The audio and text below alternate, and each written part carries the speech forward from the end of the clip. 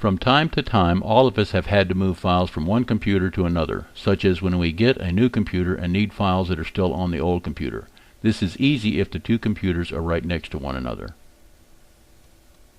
What if the computers are in different parts of your house, or you may need files that are on a family member's computer?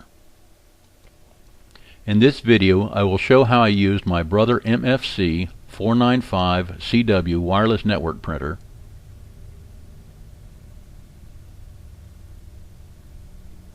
as a network drive to transfer files from one computer to another. It has a built-in USB port that can be used to print files directly from a thumb drive. What I did not know was that the USB port can be accessed over a local area network.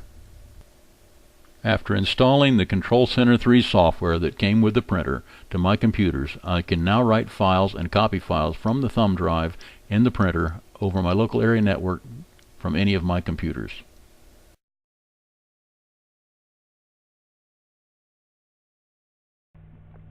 As you will see here, the Control Center 3 software is very easy to use. Open it from your taskbar, select Photo Capture, select Open PCC Folder.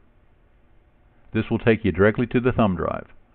Select the folder on the thumb drive, select your file. This file is the G code that we used for the American flag on the 80% lower.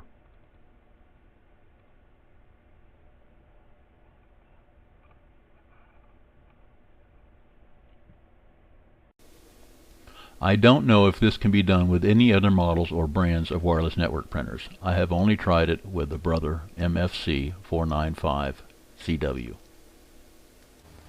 Please check back with the On My Workbench channel for more videos on cool stuff. Please subscribe, like, comment, and click the little bell. And thanks from the On My Workbench channel.